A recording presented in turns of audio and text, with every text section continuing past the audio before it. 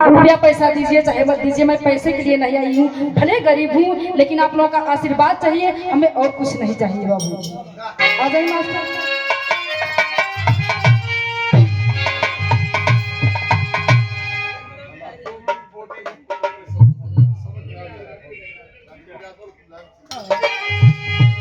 सतगुरु स्वामी दीन बंधु के सदा झुकई भयमा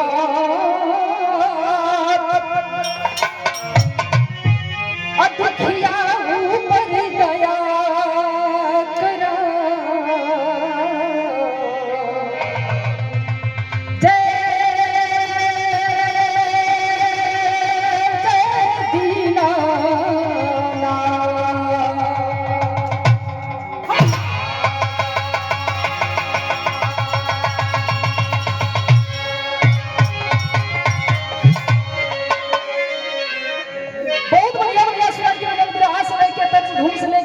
सुन लीजिए और गुरु के विषय में एक लाइन गाई चाहिए, एक शब्द बोली, चाहे जिंदगी भर हम नाम लेते रहे तब वो कम हो। तो कहल गई एक लाइन कजरी बजा ली मास्टर।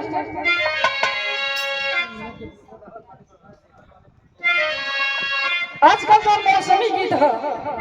आप लोगों हर चीज के आनंद लीला, हर चीज हर समय में मन भावन होला।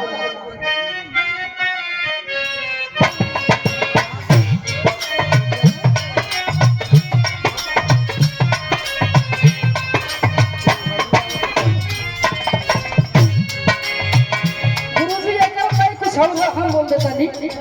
तनी सब बड़ा ही के वजह अब बढ़ा ले आओ।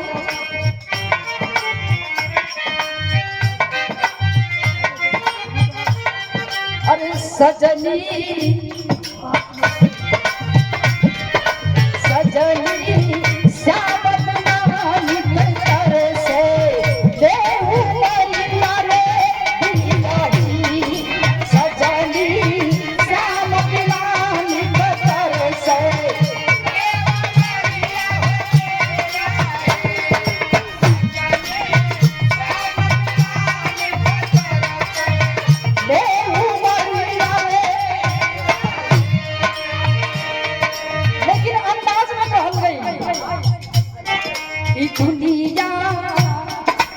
दुनिया के प्रवेश में क्या होता गुरु जी, 1 घंटा का टाइम न ले, बस थोड़े दुनिया स्वार्थ में भूली गई, दुनिया स्वार्थ में भूली गई, बुद्धि कर अरे साथिया, दुनिया स्वार्थ में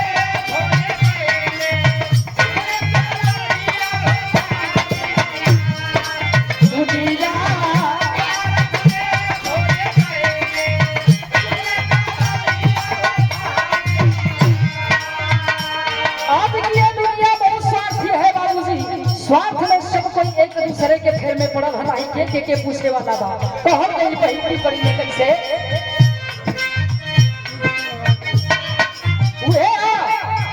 कोई ना करल चाहे परिमारथ सब ही के अपन बायारथ सब ही के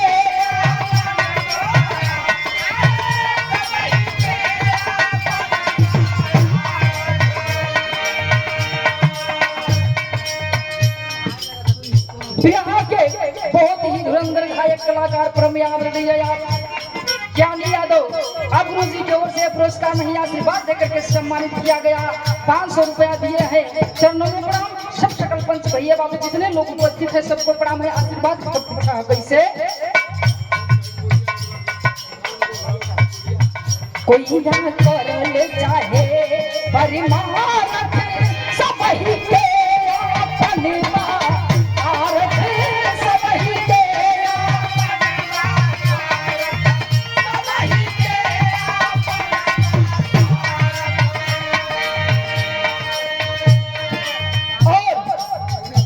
दे करके 1000 रुपए का पुरस्कार नहीं आशीर्वाद परम आदरणीय कोई ना करल चाहे परिमारथ ही के अपनी भारत सब ही के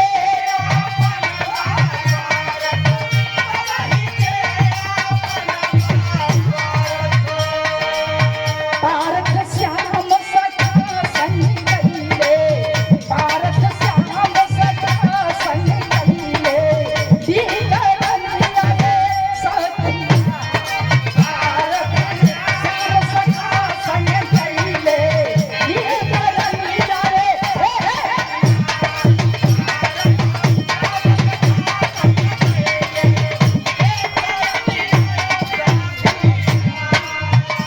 और कहना बा आजकल लोग का करत हन बेटा बाप नाही पहचाने बेटा बाप नाही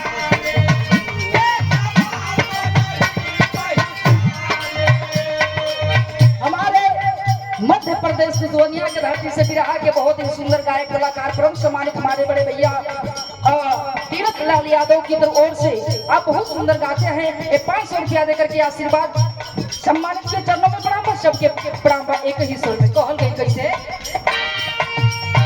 बेटा बाप नहीं पहचाने बेटा बाप नहीं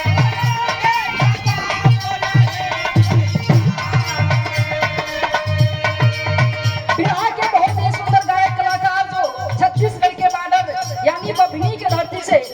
आकर के ये सम्मान दिए 1000 रुपया प्रमुख आदरणीय बिहार के बहुत ही सुंदर गायक कलाकार आदरणीय आप आकाशवाणी से लेकर के दूरदर्शन चैनल पे आप विख्यात करने वाले आदरणीय श्री राम वशिष्ठ यादव जी की ओर से ये रहा सम्मान चरणों में प्रणाम बा, सबके कई सौ में प्रणाम बा। कहना बा कैसे बेटा बाप नहीं पहचाने बेटा बाप नहीं सासु नाही पतोहू जाने सासु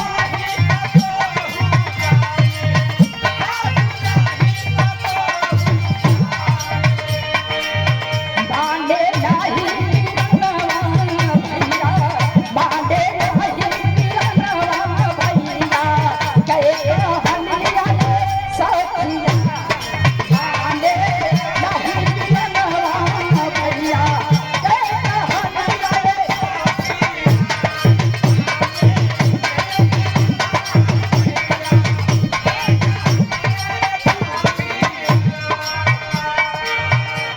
आज के युग में ना बेटा बाप को पहचान रहा है ना बेटा ना बाप बेटे को पहचान रहा है ना ही सास पतोहू को जान रही है ना ही पतोह सास को। ऐसा नहीं कुछ लोग हुआ 110% जो सब रिश्ता के बरकरार रखते थे और बहुत का दूसर की कड़ी तीसर की कड़ी लगा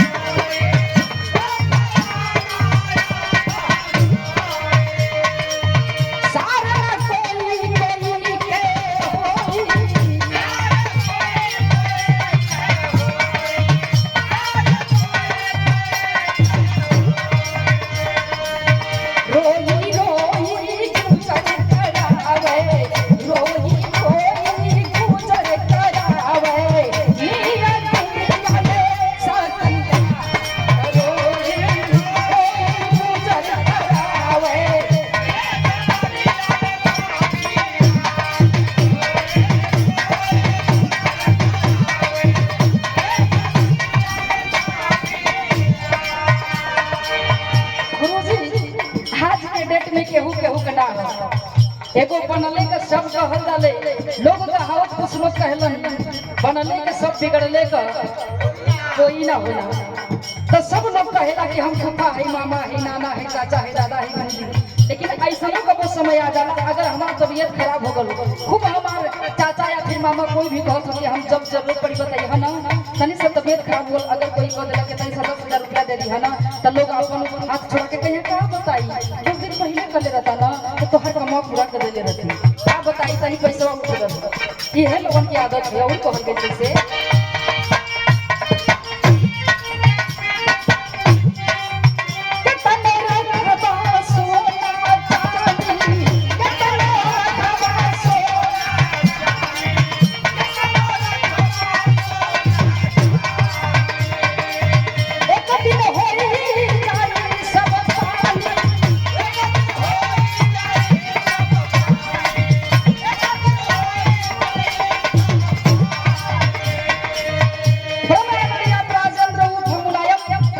अध्यक्ष समाजवादी पार्टी के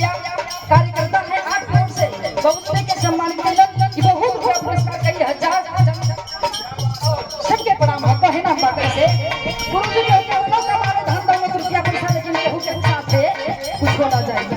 कहे ना बा कितना लोग अठाबा से चाची